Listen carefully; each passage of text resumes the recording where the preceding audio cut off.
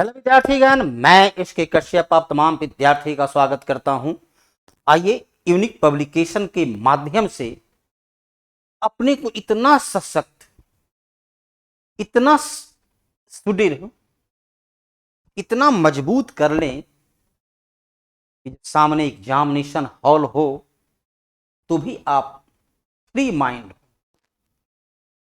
शांति काल में जो सेना जितना अधिक पसीना बहाता है उसे युद्ध काल में उतना ही कम खून बहाना पड़ता है। एग्जाम के पूर्व आपकी जितनी बेहतर मेहनत होगी, जितनी उम्दा मेहनत होगी, एग्जामिनेशन हॉल में वो उतनी ही तेज चमक बिखेरेगी। और वो चमक, वो लाइट, वो प्रकाश आपकी आंतरिक ऊर्जा से होगी। और वो आंतरिक ऊर्जा, वो नाभिकीय संलयन, वो आपको उपलब्ध कौन करा रहा है? तो आइए यूनिक भारती का वो पुस्तक, क्योंकि वो सबसे बेहतरीन दोस्त है जो कभी भी आपसे दगाबाजी नहीं करता है। आज इसी किताब के पन्नों को पलटें।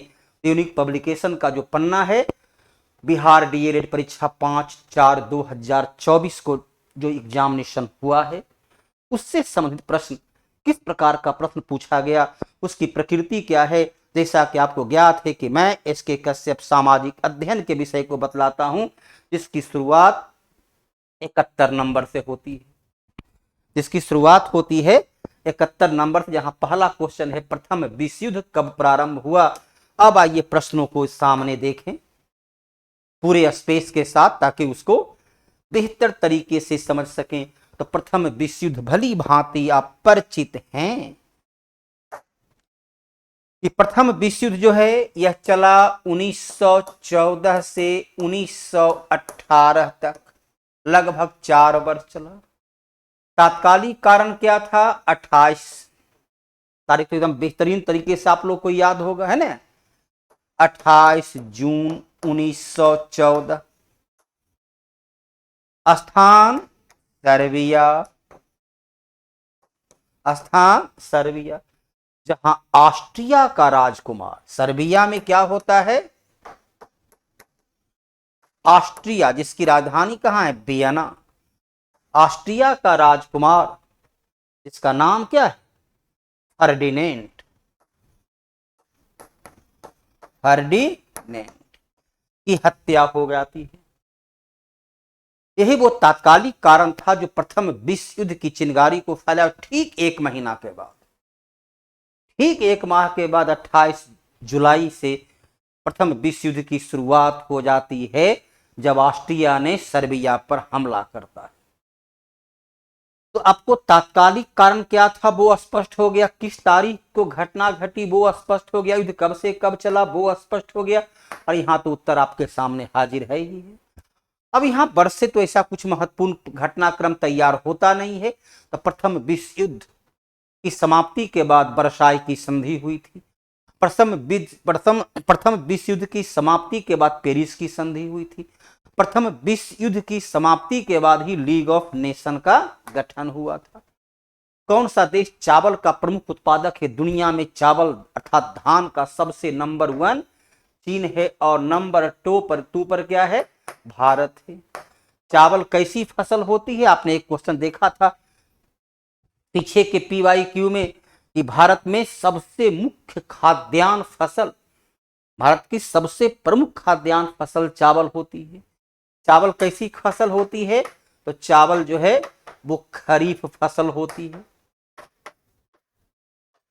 चावल किस प्रकार की जलवायु खोजता है? तो चावल उष्ण कटिबंध जलवायु खोजता है। गर्मी हो और वर्षा हो, चावल के लिए उष्णता अर्थात और आर्द्रता अर्थात वर्षा, गर्म और वर्षा वाले वातावरण में चावल होती है। दुनिया में नंबर 1 पर चीन है और नंबर 2 पर भारत है। इसके अलावा आपका दक्षिण पूर्व एशिया का देश मलेशिया से लेकर के वियतनाम, थाईलैंड, इन सब देशों में भी चावल प्रचुर मात्रा में उत्पादन होता है। किस रेशे को उगाने के लिए? पाले से मुक्त। पाला मतलब क्या हुआ? ठंडा, अर्थात वहां इतना ठंडा ना पड़े। आप कभी कभी देखे होंगे, बिहार में सुनते होंगे कि आलू को पाला मार गए। सरसों को पाला मार गया और सरसों का उत्पादन घट गया। कम से कम जो है 210 दिन 210 दिन जो है वो पाला मुक्त चाहिए, अर्थात ठंडा नहीं चाहिए उस फसल के लिए। और वहां तेज प्रकाश अर्थात गर्मी भी चाहिए, सूर्य की पर्याप्त प्रकाश अर्थात सूर्य की गर्मी चाहिए, ताकि उसका फसल पूरी तरह तैयार हो सके। अब आइए आप देखिए तीनों को देखिए। नायलॉन तो चलिए कृत्रिम फसल है, तो एक तो विकल्प खत्म हो गई, बचा कपास और जूट। जूट कहाँ होता है? जूट देखो होता है पश्चिम बंगाल में, जूट होता है बिहार में, जूट होता है असम में। अब इस क्षेत्र तो जूट के लिए है, जहां जलवायु जो है किस मौसम में होता है? तो गर्म और आर्द्र जलवायु। यहाँ भयंकर रूप से वर्षा चाहिए, लगभग 150 सेंटीमीटर की इसे वर्षा की आवश्यकता होती है। यहाँ ठंडा भी पड़ता है। अब आइए कपास। कपास कहाँ होती है? कपास होती है गुजरात के क्षेत्र में, कपास होती है महाराष्ट्र के क्षेत्र में। इसके लिए तो कपास के लिए जो है उसे ठंडा मुक्त जलवायु चाहिए। जहां ठंडा होती है, ठंडक होती है, तो वहां कपास की खेती प्रभावित हो जाती है। तो कपास के लिए वर्षा भी चाहिए, गर्मी भी चाहिए, लेकिन ठंडा नहीं चाहिए। तो कपास और जूट ये दोनों रेशे वाला है। जूट को क्या बोलते हैं? आप पिछला क्वेश्चन को याद कीजिए, यकीनन तौर पर आपको याद होगा ही। गोल्डन फाइबर के नाम से जूट को जाना जाता है। और हम लोग जो कपड़ा पहनते हैं वो अधिकांशतः कपास से ही जुड़ा होता है ना। हिंद स्वराज 1918 कब लिखा गया? तो 1909 में लिखा गया। जब गांधी जी यात्रा कर रहे थे, गांधी जी यात्रा कर रहे थे, अपनी यात्रा के दौरान एक पतली सी किताब संवाद में, माने दो व्यक्ति का आपसी वार्तालाप हो रही है, उस संवाद में इसमें उन्होंने लिखा कि पश्चिमी सभ्यता, पश्चिमी संस्कृति, क्या लिखा कि पश्चिम की जो सभ्यता है, पश्चिम की जो संस्कृति है, वह 4 दिन की चांदनी फिर अंधेरी रात। क्योंकि वहां नैतिकता नहीं, सामाजिकता नहीं, सभी जो है अंधी दौड़ में दौड़ लगा रहे हैं, धन के पीछे भाग रहे हैं। जिसे मैकियावेली लिखता है कि लोग अपने बाप की मृत्यु को भूल जाते हैं लेकिन धन हानि को नहीं भूलते हैं। ये किताब लिखा गया है महात्मा गांधी के द्वारा। अब आइए आगा खां से परिचित होंगे। 1906 कुछ याद आया? कुछ याद आया विद्यार्थीगण? 1906 मुस्लिम लीग का गठन सलीम उल्लाह और आगा खां प्लस सलीम उल्लाह ने मुस्लिम लीग का गठन किया।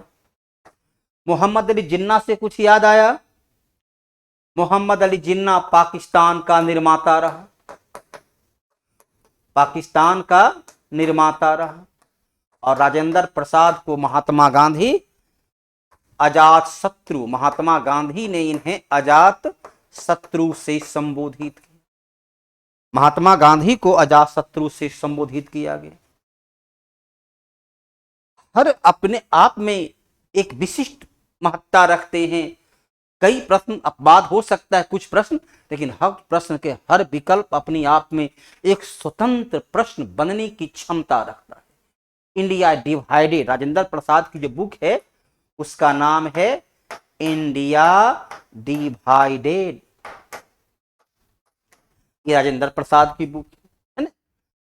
तो आइए अगले प्रश्न पर देखें। यूरोप में कागज बनाने का पहला कारखाना, कागज, दुनिया में सबसे पहला कागज कहां बनता है? चीन में बनता है। दुनिया में प्रथम कागज बना वो चीन में बना। कागज का आविष्कार कहां हुआ? चीन में हुआ। 1390 ईस्वी में, 1390 ईस्वी में जर्मनी में पहला कागज का कारखाना तैयार हुआ। कब तैयार हुआ? 1390। और देखो एक संयोग ये है, पहला छापा खाना जिसे टाइप राइटिंग मशीन कहिए, तो गुटनबर्ग, नाम तो सुने ही होंगे। गुटनबर्ग ने पहली बार जो है छापा खाना, गुटनबर्ग ने पहली बार छापा खाना का आविष्कार किया। अब एक इत्तिफाक ही सही, वो भी जर्मनी का ही है। और लगभग 1440 में उसने छापा खाना का आविष्कार किया और 1455 में उसने गुटनबर्ग बाइबिल अर्थात दुनिया का पहला किताब जो छपा वो था बाइबिल। अब वो छापने वाला भी जर्मनी का था। रूस पूरे यूरोप का नहीं पूरे विश्व का क्षेत्रफल में सबसे बड़ा देश है। इटली से शुरुआत क्या होती है? इटली से ही पुनर्जागरण की शुरुआत होती है इटली से, जिसे इटली में कहा गया रिनाउंशा। क्या कहा गया? रिनाउंशा। अब इंग्लैंड से भी कुछ शुरुआत हुई है सर, पूछ सकते हैं ना? तो हाँ बाबू, इंग्लैंड से औद्योगिक क्रांति। इंग्लैंड से क्या शुरू होती है? तो औद्योगिक क्रांति की शुरुआत इंग्लैंड से होती है। पुनर्जागरण की शुरुआत इटली से होती है। छापा खाना का शुरुआत जर्मनी से होती है। कागज का आविष्कार चीन में होता है। और रूस जो है वो दुनिया का सबसे विशाल क्षेत्रफल वाला देश है। शिव समुद्रम जलप्रपात का निर्माण कैसे होता है? जलप्रपात का निर्माण नदी के अपर्दन से होता है। नदी के अपर्दन से जलप्रपात का निर्माण होता है। किस अवस्था में होता है? तो नदी जब युवावस्था में होती है तब जलप्रपात का निर्माण होता है। अब यहां जो नदियां देखिए, तापी नदी पश्चिम से पूरब की ओर प्रवाहित होने वाली, पश्चिम से पूरब की ओर प्रवाहित होने वाली, मध्य प्रदेश के मुल्ताई से निकलकर खंभात की खाड़ी, गुजरात के खंभात की खाड़ी तक पहुंचती है। वो नदी कौन सी है? तापी। तो खंभात की खाड़ी, गुजरात में खंभात की खाड़ी।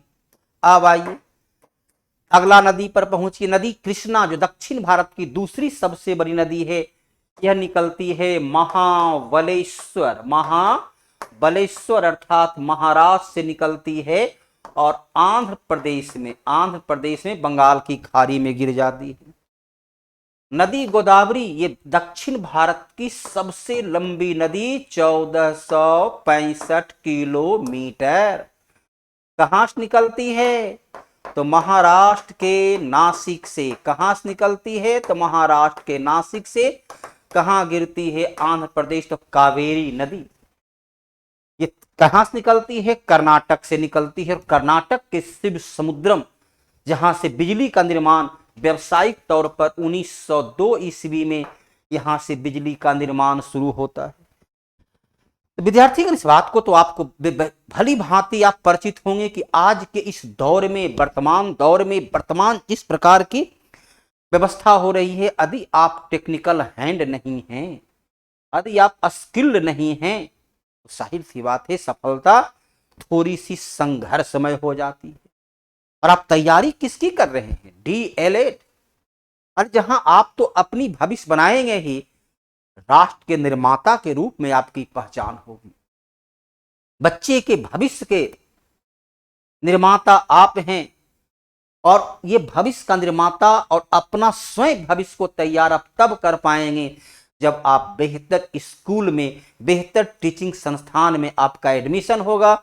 और एडमिशन तब होगा जब आपकी तैयारी बेहतर होगी। और तैयारी बेहतर के लिए वो प्लेटफॉर्म क्या है? वो है यूनिक पब्लिकेशन। क्योंकि यूनिक पब्लिकेशन का जो बुक है वो सटीक, परीक्षा प्रयोगी, विशेषज्ञों के द्वारा तैयार, और सभी शिक्षक स्वयं विशेषज्ञ हैं जो आपके सामने एक्सप्लेनेशन। लेकिन इसका लाभ तभी मिलेगा जब हाथ में बुक हो और उसके बाद आप एक्सप्लेनेशन देखते हैं, क्योंकि उसके पहले आपको अपने आप को आजमाना है। तो सफलता का पर्याय है यूनिक पब्लिकेशन, और इसे आप अपने सहयोगी बनाइए।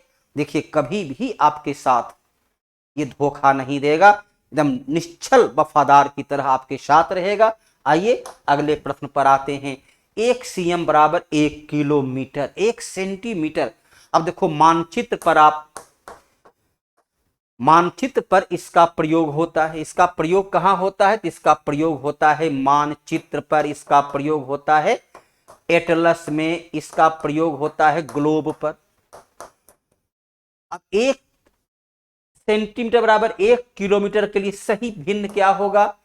1 अनुपात 1 लाख, क्योंकि सेंटीमीटर आपको पता है ना, 1 किलोमीटर बराबर 1000 मीटर होता है। अब 1000 मीटर को आप सेंटीमीटर में बदलिएगा तो उत्तर आपका ये आ जाता है। तो ये मानचित्र से जुड़ा हुआ, आप देखें कभी क्वेश्चन पूछा कि ग्लोब पर नदी को किस रंग से दिखलाते हैं, कभी क्वेश्चन पूछा है ग्लोब पर पठार को किस रंग से दिखलाते हैं। आप देखिए ग्लोब पर माप से जुड़ा हुआ क्वेश्चन है, तो ध्यान रखना है ग्लोब से जुड़ा हुआ प्रश्न आपके सामने पूछा जाता है। ग्लोब पर जो मानचित्र होते हैं वो 3 प्रकार का होता है। पहला को बोलते हैं भौतिक मानचित्र, दूसरा को बोलते हैं राजनीतिक मानचित्र और तीसरा को बोलते हैं थीमेटिक मानचित्र, है ना। आइए झारखंड, छत्तीसगढ़ और मध्य प्रदेश, ये रिपीट क्वेश्चन है। ये क्वेश्चन जो है रिपीट क्वेश्चन पूछा गया है। सिलिकॉन के लिए कौन सा, सिलिकॉन सिटी किसको कहते हैं? बेंगलुरु को। बेंगलुरु को सिलिकॉन सिटी के नाम से जाना जाता है, जो कर्नाटक की राजधानी है ना। अमेरिका में कैलिफोर्निया, अमेरिका में कैलिफोर्निया को सिल्क सिटी के नाम से जानते हैं। सोना के लिए कर्नाटक, सोना के लिए कर्नाटक का कोलार। ऐसे तो अब कर्नाटक का, ऐसे तो बिहार का जगह मिला है, नाम याद है कुछ? बिहार में कहां मिला है सोना? कुछ याद होगा आपको जरूर। जमुई जिला में प्रचुर सोना का भंडार मिला है। तो झारखंड, छत्तीसगढ़, मध्य प्रदेश, उड़ीसा, पश्चिम बंगाल, और जोड़ दीजिए मध्य प्रदेश तो है ही गया, वेस्ट बंगाल को भी जोड़ दीजिए, साथ ही उसमें आप उड़ीसा को भी जोड़ दीजिए। ये सब कोयला के महत्वपूर्ण संपदा से परिपूर्ण राज्य हैं, जहां कोयला की प्रचुर मात्रा में भंडार उपलब्ध है। खनिजों के संरक्षित करने की आवश्यकता क्यों है? अब देखो पहला याद कीजिए, PYQ में एक्सप्लेनेशन को याद कीजिए। नवीकरण तो उसको कहते हैं जिसे हम लोग क्या बोलते हैं? अक्षय ऊर्जा। कौन सा ऊर्जा? अक्षय ऊर्जा, जो कभी समाप्त नहीं होगा, आज भी है कल भी रहेगा। याद कीजिए पढ़ाए थे सूर्य प्रकाश से उत्पन्न होने वाली ऊर्जा जो होती है। अरे सूर्य के प्रकाश से, सौर प्लेट से आप बना लेते हैं ऊर्जा, तो क्या ऊर्जा में कमी आ जाती है या कल ऊर्जा कम हो जाएगा? नहीं, आज भी है कल भी रहेगा, है ना। 100 साल पहले हमें तुमसे प्यार था, आज भी है और कल भी रहेगा। उसी प्रकार ये नवीकरण ऊर्जा है, जो 100 साल पहले भी था, आज भी है और कल भी होगा, जो कभी समाप्त नहीं होगा।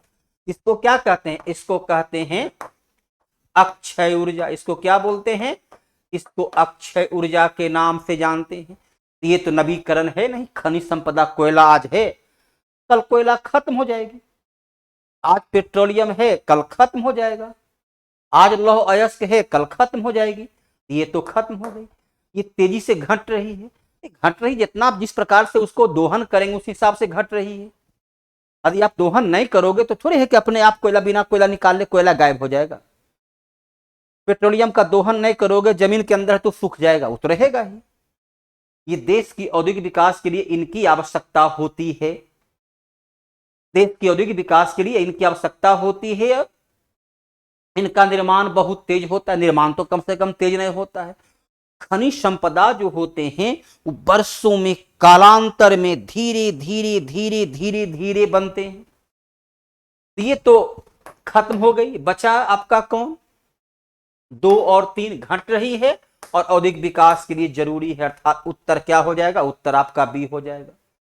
तो यदि इसी प्रकार से कंसेप्ट के साथ, समझ के साथ, पूरे अपने IQ और अपने विवेक के साथ, जो आपने इंटर तक +2 में जो पढ़ा है, जो आपने बौद्धिकता को प्राप्त किया है, उस बौद्धिकता को यहाँ पर प्रयोग में लाना है। और यदि थोड़ी सी भी बाधा है तो देखिए उसके लिए यूनिक पब्लिकेशन अपने शिक्षकों के साथ आपके साथ कंधे से कंधे मिलाकर चलने को तैयार है।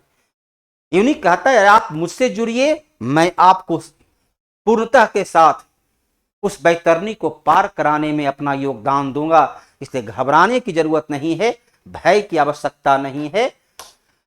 रेड डाटा बुक इसका प्रकाशन कब से होता है? रेड डाटा बुक की प्रकाशन 1968 से होता है।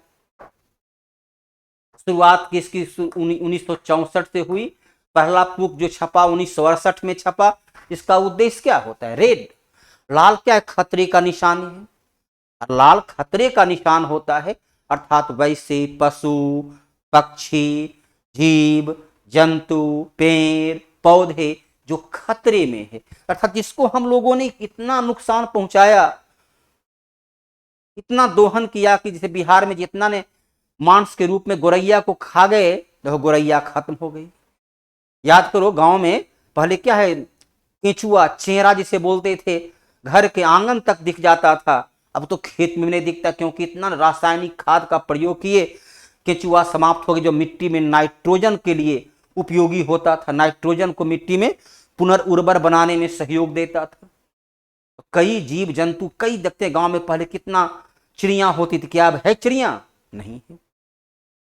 उसके बारे में बतलाने के लिए, लोगों को जागरूक करने के लिए अब आइए सामान्य प्रजाति के विलुप्त होने के खतरे से अवगत कराते हैं कि भाई बिहार का राजकीय पक्षी गोरैया खतरे में है, गंगा डॉल्फिन खतरे में है, इसको बचाइए।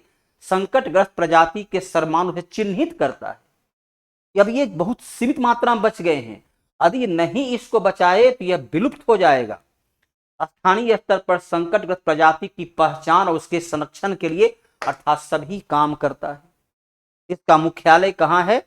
ग्लैंड। इसका मुख्यालय कहाँ है? ग्लैंड, अर्थात स्विट्जरलैंड में इसका मुख्यालय होता है। सौर ऊर्जा, सौर ऊर्जा क्या होता है? नवीकरणीय ऊर्जा का स्रोत होता है। यह जो है नवीकरणीय ऊर्जा का स्रोत होता है, इसे बोलते हैं सौर ऊर्जा। इस नवीकरणीय ऊर्जा में सौर ऊर्जा के अलावा और क्या आता है? इसमें आता है पवन ऊर्जा। क्या आता है? पवन ऊर्जा। इसमें ज्वारीय ऊर्जा, बायोमास ऊर्जा। अब सूर्य के प्रकाश से, सूर्य के रोशनी से, सूर्य के प्रकाश से जो आप लाइट बनाते हो, आपकी रोशनी घर में जो चमकती है, जो आप फ्रिज कूलर एसी चलाते हो, उसको पूछ रहा है कि वो प्लेट को किस नाम से जानते हैं? सौर प्लेट जो होता है जिससे आप बिजली को तैयार करते हो, उस सौर प्लेट को किस नाम से जानते हैं? तो फोटोवोल्टिक के नाम से जानते हैं। अब तो घर घर में कोई ऐसा विद्यार्थी नहीं होगा जो उसको नहीं देखा होगा। गांव गांव तक में ये पहुंच गया है। कई के तो घर की छत पर सरकार जो है 300 यूनिट बिजली फ्री देने के लिए आपके छत पर जो है सौर प्लांट लगाता है। इससे तो आप भली भांति परिचित होंगे। इनमें कौन इस्पात केंद्र समुद्र के निकट है? अब देखो समुद्र के निकट, चलो हम एक नक्शा को बना देते हैं। अब सबसे ऊपर में क्या है? यहाँ पर है वेस्ट बंगाल, उसके बाद कौन सा राज्य है? उड़ीसा, उसके बाद कौन सा राज्य है? तो आंध्र प्रदेश, कौन राज्य है? और सबसे नीचे में कौन राज्य है? तमिलनाडु। इधर कौन सा राज्य है? तो केरल। केरल के बाद कौन सा राज्य है? तो कर्नाटक। कर्नाटक के बाद कौन सा है? तो गोवा। गोवा के बाद कौन है? महाराष्ट्र। और सबसे ऊपर में कौन है? गुजरात। अब देखो बोकारो, बोकारो कहाँ है? झारखंड में। अब बोलो झारखंड समुद्र के तट पर है? नहीं है। जमशेदपुर कहाँ है? ये भी झारखंड में। ये भी कहाँ है? झारखंड में। जहां भारत का पहला सफल लौह इस्पात कारखाना जमशेद जी टाटा के द्वारा 1907 में स्थापित हुआ। झारखंड बोकारो में लगभग 1964-66 में इसका निर्माण, अर्थात तृतीय पंचवर्षीय योजना काल में हुआ। अब आइए भिलाई, भिलाई कहाँ पड़ता है? भिलाई पड़ता है छत्तीसगढ़ में। भिलाई कहाँ पड़ता है? छत्तीसगढ़ में। बोलो, अब छत्तीसगढ़ के किनारे समुद्र है ही नहीं, झारखंड के किनारे समुद्र है नहीं, तो उसका कारखाना समुद्र किनारे कैसे हो जाएगा? क्या है? विशाखापट्टनम कहाँ पड़ती है? आंध्र प्रदेश में। तो विशाखापट्टनम तो बंदरगाह भी है, विशाखापट्टनम जो है बंदरगाह भी है। अब बंदरगाह तो कहाँ होती है? समुद्र तट पर ही अक्सर हाँ बंदरगाह होती है। अब जब ये आपको ज्ञात है कि कौन कौन राज्य समुद्र के तट पर है, और ये ज्ञात है कि ये जो जगह दिया हुआ है कौन सा राज्य कहाँ है, यदि ये दोनों को मिला दो, ये ब्रीफ नॉलेज। अब आपको क्या जानकारी हो गई कि भारत के 9 राज्य, 1 2 3 4 5 6 7 8 9 राज्य समुद्र तट पर हैं। अब बोलो सवाल क्या है और क्या क्या आप जानकारी प्राप्त कर ली? और ये जानकारी देने के लिए कौन है? ये जानकारी आपको मिलती है यूनिक पब्लिकेशन, और इसके कश्यप से जुड़िए। यूनिक पब्लिकेशन आपको किताब और शिक्षक दोनों उपलब्ध कराता है, ताकि आपकी नॉलेज इतनी ब्रीफ हो कि सफलता का पर्याय आप बन जाएं, माता पिता के आप गौरव के क्षण बने। बिहार में सर्वप्रथम नगर निगम, जाहिर सी बात है बिहार की राजधानी पटना है, तो बिहार में 1952 में ही पहला नगर निगम की स्थापना हुई। यदि हम पूरे भारत की बात करें, यदि हम पूरे भारत की बात करें, तो भारत में सबसे पहला नगर निगम बना मद्रास नगर निगम, और 1688 में मद्रास नगर निगम की स्थापना हो गई। पटना के बाद गया में भी बना, फिर आरा में। वर्तमान समय में बिहार में 19 नगर निगम है। पटना, आरा, गया, बिहार शरीफ, भागलपुर, मुंगेर, बेगूसराय, दरभंगा, मुजफ्फरपुर, कटिहार, पूर्णिया, ऐसे कुल 19 जगह हमारे बिहार में नगर निगम है। और नगर निगम का अध्यक्ष को क्या बोलते हैं? मेयर। नगर निगम का अध्यक्ष क्या बोलते हैं? मेयर। और मेयर का चुनाव कैसा होता है? जनता प्रत्यक्ष रूप से करती है। क्या बतला सकते हैं? याद कीजिए, पटना नगर निगम के पहला निर्वाचित मेयर कौन है? सीता साहू। पटना नगर निगम के निर्वाचित मेंबर कौन है? मेयर सीता साहू है ना। अगले सवाल पर आइए। किस देश में ओलंपिक खेल का विरोध नस्ल पर आधारित है? ओलंपिक प्रत्येक 4 वर्ष में होता है। ओलंपिक कितने वर्ष में होता है? तो प्रत्येक 4 वर्ष में होता है। प्रत्येक 4 वर्ष में ओलंपिक की खेल होती है। और जब 1968 ईस्वी, कौन सा ईस्वी? 1968 में मैक्सिको में ओलंपिक हो रहा था। तो मैक्सिको में धावक 400 मीटर का धावक, या कह सकते हैं उसको क्या बोलते हो? एथलीट। क्या बोलते हो?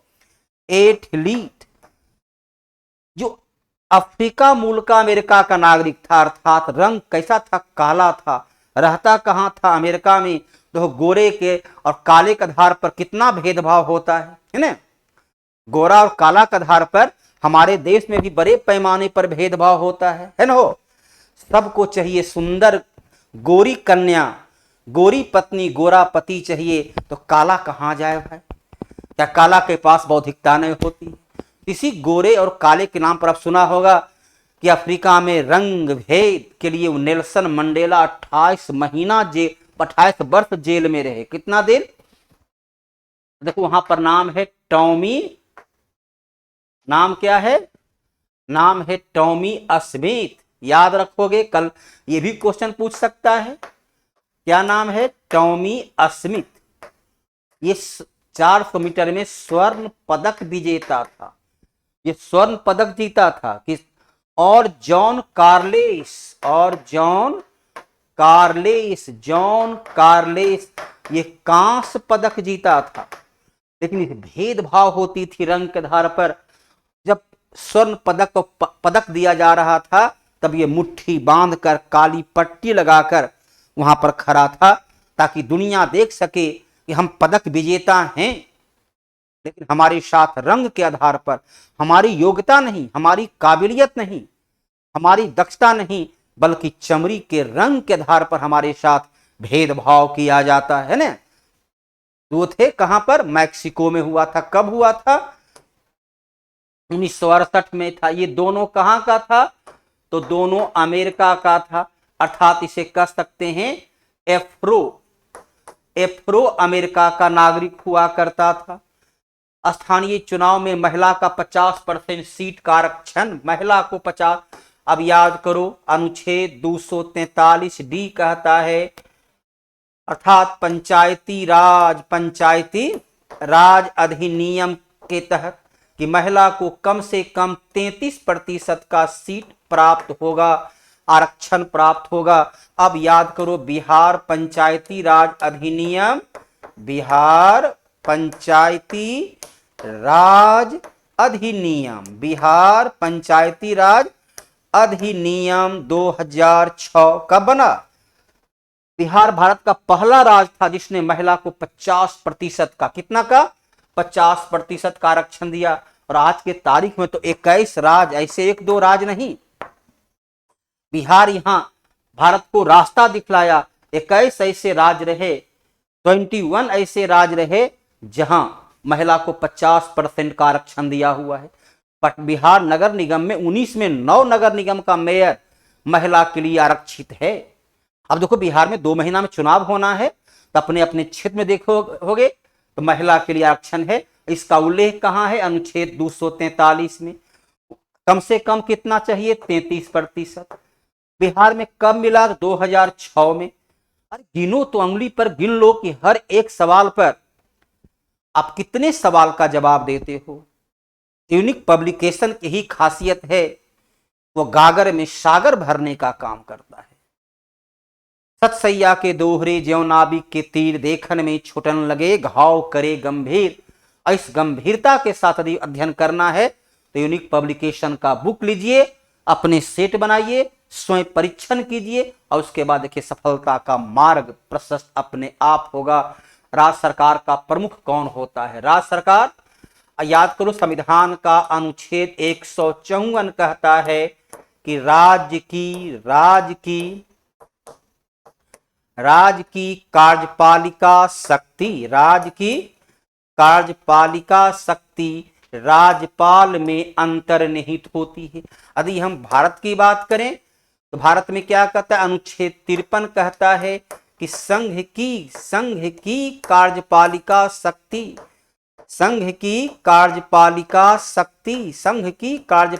शक्ति राष्ट्रपति में अंतर्निहित होती है। मुख्यमंत्री जो है वो वास्तविक प्रधान, मुख्यमंत्री कैसा होता है? तो मुख्यमंत्री वास्तविक प्रधान होता है। राज्यपाल संवैधानिक, लेकिन संविधान यहां तो लिखा नहीं है, सीधा लिखता है राज्य सरकार का प्रमुख कौन है? तो राज्यपाल। राज्य की सारा कार्य राज्यपाल के नाम होती है। केंद्र का सारा काम राष्ट्रपति के नाम जारी किया जाता है। वो संवैधानिक प्रधान होते हैं। तो उत्तर क्या देना है? राज्यपाल। प्रधानमंत्री संघ का वास्तविक प्रधान, राज्य का वास्तविक प्रधान मुख्यमंत्री, संवैधानिक प्रधान राज्यपाल होता है। इस देश को सामाजिक विभेद के कारण, ये भी देखो क्वेश्चन, रिपीट क्वेश्चन, ये क्वेश्चन भी आपका रिपीट क्वेश्चन है, ये भी क्वेश्चन पीछे पूछा जा चुका है। सामाजिक विभाजन के आधार पर 1990 के दशक में यूगोस्लाविया का विभाजन हो जाता है। यूगोस्लाविया नामक देश तो आज की तारीख में, वर्तमान समय में यूगोस्लाविया नामक देश तो विश्व में है ही नहीं। यूगोस्लाविया 6 देश में बंट गया, 6 भाग में बंट गया। सर्बिया, देश का नाम क्या है? सर्बिया। क्रोएशिया, हर्जेगोविना, क्योंकि यहां पर सामाजिक स्तर पर लोकतंत्र नहीं था, जनता की सहभागिता नहीं थी, सत्ता की भागीदारी नहीं था। परिणाम हुआ वो राज्य जो है 6 भागों में बंट गया। अब देखो, बेल्जियम ने बड़े ही आसानी से यहां डच भाषा, फ्रेंच भाषा और जर्मन भाषा के बीच सत्ता की भागीदारी को दे करके अपने देश को टूटने से बचा लिया। भारत ने भी सभी भाषा को मान्यता देकर, सभी धर्म के लोगों को समान प्रतिनिधित्व दे करके, हाशिए के वर्ग को आरक्षण दे करके राज को सशक्त मजबूत बनाया। श्रीलंका में जब तमिल और द्रविड़ के नाम पर सिंहल के नाम पर संघर्ष हुआ तो फिर देखो वहां की सरकार ने भी उसे बचाने का प्रयास किया। आंसर क्या हो गया? आंसर हो गया यूगोस्लाविया। विभिन्न स्तर पर सरकार की भी साझा की गई शक्ति। अब देखो यहां पर तिरछा वितरण तो कोई होता नहीं, क्षैतिज वितरण क्या होता है? एक होती है संघ की कार्यपालिका, संघ की विधायिका और संघ की न्यायपालिका। संघ की न्यायपालिका के बीच जो विभाजन होता है इसे बोलते हैं क्षैतिज विभाजन। कार्यपालिका बोला गया तो कार्यपालिका में कौन है? राष्ट्रपति, प्रधानमंत्री, विधायक प्रधानमंत्री और मंत्री परिषद। विधायिका बोला गया तो संसद, न्यायपालिका बोला गया तो सर्वोच्च न्यायालय। ऊर्ध्वाधर वितरण, केंद्र सरकार, राज्य सरकार। ऊर्ध्वाधर वितरण कैसा होता है? ऐसा होता है। देखो ऊपर में क्या हुआ? केंद्र सरकार, उसके बाद अलग अलग राज्य की राज्य सरकार, उसके बाद अलग अलग क्षेत्र का जो क्या हो गया? स्थानीय सरकार। इस प्रकार से ये विभाजन होता है, उसे बोलते ऊर्ध्वाधर विभाजन। ऊपर से नीचे तक, ऊपर से क्या बोलते हैं? ऊर्ध्वाधर मतलब 90 डिग्री कोण। क्या पढ़ते हो कि 12 बजे सूर्य पृथ्वी से 90 डिग्री कोण पर विषुवत रेखा, भूमध्य रेखा पर होता है, उसे ऊर्ध्वाधर। याद करो जब आप छठा क्लास में पढ़ रहे होंगे ज्योग्राफी, तो वहां भी ऊर्ध्वाधर शब्द का प्रयोग होता है। पंचायती राज व्यवस्था का क्या महत्व है? अभी आपने देखा केंद्र सरकार, राज्य सरकार, स्थानीय स्वशासन को पंचायती राज कहते हैं। स्थानीय स्वशासन को ही क्या कहते हैं? पंचायती राज कहा जाता है। नंबर 1। नंबर 2 क्या है? पंचायती राज का उल्लेख कहां है? अनुच्छेद 40 में है, directive principle of state policy. Number 3, पंचायती राज को संवैधानिक मान्यता कब दिया गया? तो पंचायती राज को संवैधानिक मान्यता 73वां संविधान संशोधन 1992 के द्वारा दिया गया। केंद्रीयकृत शासन, पड़ोस में देखो श्रीलंका केंद्रीयकृत शासन व्यवस्था वाला है। चलो यूरोप में इंग्लैंड, सैन्य नियंत्रण। हमारे पड़ोस में म्यांमार, जहां सेना का नियंत्रण है। धार्मिक प्रशासन, चलो धार्मिक कहीं न कहीं पाकिस्तान को भी, ऐसे तो लोकतंत्र है लेकिन पाकिस्तान, सऊदी अरब में धार्मिक प्रशासन। चलिए सबसे बढ़िया ईरान को देखिए, ईरान में जो है वो धार्मिक प्रशासन है। पाकिस्तान छोड़ दीजिए, अलग। अरे दुनिया में जितना खोजोगे सब कुछ मिलेगा, आप उसे ढूंढिए। और विद्यार्थीगण, यदि जीवन में आप आगे बढ़ना चाहते हैं तो किताब को अपना दोस्त बनाओ, क्योंकि किताब से, पुस्तक से बढ़िया, पुस्तक से अच्छा, पुस्तक से वफादार कोई अन्य मित्र नहीं होता है। अब पुस्तक को देखना है किस पब्लिकेशन का पुस्तक लें जो हमारे लिए ज्यादा नॉलेज देता हो, और नॉलेज के साथ साथ लाइव डिस्कशन की सुविधा देता हो, क्योंकि 100 बार पढ़ा हुआ, एक बार सुना हुआ, तो ये तो शायद केवल यूनिक पब्लिकेशन ही आपको सुविधा देगी। तो आइए यूनिक पब्लिकेशन से जुड़ें और अपनी सफलता का मार्ग प्रशस्त करें। रूसी क्रांति कब हुई थी? उसे बोलते हैं बोल्शेविक क्रांति। रूसी क्रांति को क्या बोलते हैं? बोल्शेविक क्रांति। कब हुआ? तो 1917 में। नेता कौन था? तो व्लादिमीर इलियच लेनिन। अर्थात इस क्रांति के बाद जो सरकार बनी वो सरकार कैसी बनी? विश्व की पहली साम्यवादी सरकार बनी।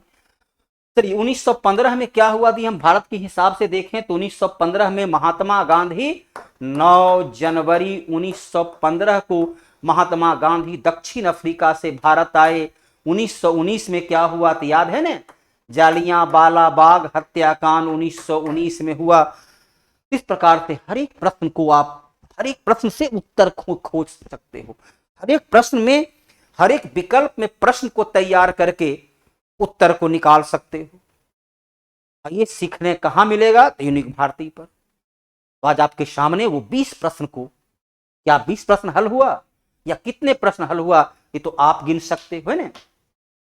और इन प्रश्न को हल करने के अलावा और भी आपको ये सुविधा देता है कि यूनिक टेस्ट पास से जुड़िए, अपने आप को आजमाइए, अपने पे भरोसा है तो दाव लगा ले, दाव लगाइए, देखिए कि उस भीड़ में, हजारों की भीड़ में आपका रैंक क्या है, क्या आपकी कमजोरी है, और इसके लिए करना क्या है। यूनिक ज्ञान ऑफिशियल ऐप को डाउनलोड करें। मोबाइल में इतना ऐप रखे तो एक और ऐप रख लो तो क्या फर्क पड़ता है, और इससे लाभ ही लाभ होगा। दिक्कत हो रही है, चलिए आपके पास नंबर है, मोबाइल नंबर है, आप कॉल कीजिए और अपनी समस्या का समाधान खोजिए।